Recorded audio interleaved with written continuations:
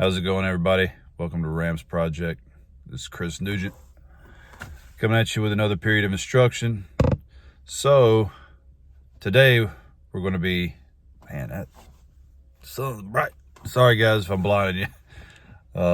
It's part of doing these little truck talks and whatever they are. It's just a place for me to be able to kind of vent on what I'm thinking about with how we can better ourselves with things. But anyways, I want to get on a topic of just something I was thinking about was consuming, and how we shouldn't always just be consumers. Because if we're trying to be better, and to be better men and to grow and not be like just an ordinary man, then we can't do what everybody else is doing.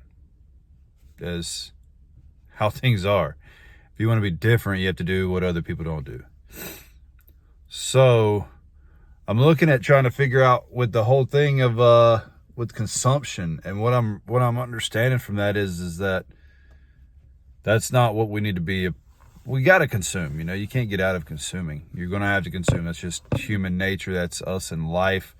We consume food. We consume entertainment. If you're watching this, you're consuming. You're reading a book and you're trying to learn, you're consuming. But there's also emotional, man. Like, if you're spilling out your emotions and everybody's having to carry your weight, then guess what? You're consuming. If if everybody's having to walk on eggshells for you, guess what? You're consuming.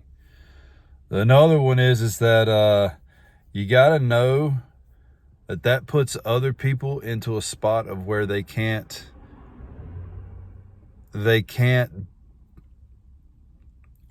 be with you, because they're going to get wore out. They're going to get drained. And that's not our job as men. Our job as men is to lift up, to help others be the best that they can be. If we're going to do that with our families, as men, we're going to be the best leaders as we can to make women or our wives the best spiritual, whatever, understanding, best version of herself and the best follower of Christ as she can be, right? That's our job as men. We're supposed to do that. With our children, we're supposed to be leading and guiding them to be understanding of Christ. Because the number one out of all this stuff, honestly, out of all of this stuff that we're talking about, is what are the morals of your kids? Your children, do they know who Christ is and who God is? And are they going to be able to have salvation? Are you putting them down that road to be able to understand and know these things? So I say all this stuff, man, is that with consumption, we cannot be consumers all the time.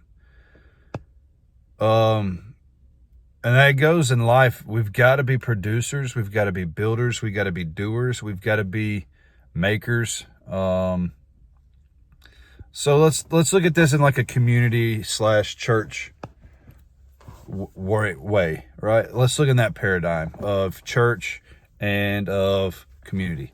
So if you just consume all you can inside of a community, you're the weakest link in the community, and nobody's going to want you to be in the community. And because you're there, you're just draining the community of its resources, of its material things that they have, the food, water, supplies, whatever it is, you're draining that, and you're not replenishing that. But if you were, you would be a great key to the community, right? You would be a great important asset to that community. You would be the guy that people are going to go looking to and want guidance from, and understanding of how this works or that works, or how anything's going on with different things. You're going to be the go-to guy.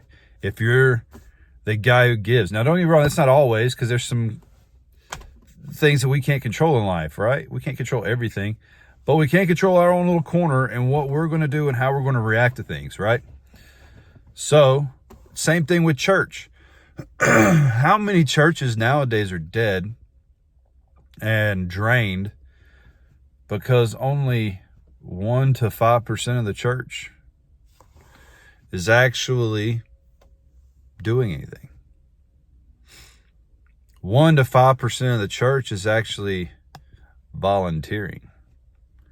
We want to know why our churches are dying. Well, we can get into another topic of that, but a lot of it, I think, if we go back to it as consumption,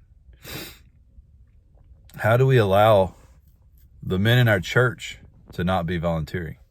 How do we allow the men in our church just to sit around and shake hands? How do we allow the men in our church to, I don't know, hold on, my hand's getting wore out from carrying this thing. But how do we allow the men in our church to not be the leaders and the guiders and the mentors and the elders in our church? That's what they need to be. If all I do is I come to church and just consume, just listen to a sermon, don't really change my life, don't really do anything, drink the coffee, eat the little snacky snacks out in the foyer, that's all I do, I'm not doing anything for the church. And I'm not doing anything for Christ at all. It's all about me. I'm just consuming.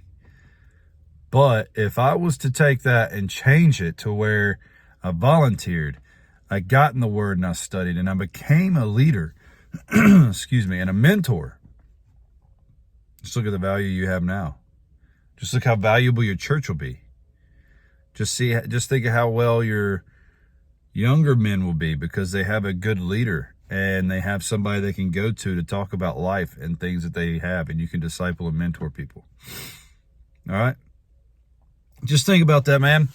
Let's not be so much consumers. We can't run away from it. We're going to have to consume. That's human. That's just our human lives. But at the end of the day, we can control how much we consume, and that we need to be producers. We need to be makers. We need to be builders. We need to be leaders. We need to be mentors. We need to be disciples. All right? So take that for what you think it's worth. Try to put that in your arsenal, put it in your toolbox, and use it. All right? Let's work on those things. All right, that's the period of my instruction. I'm Oscar Mike.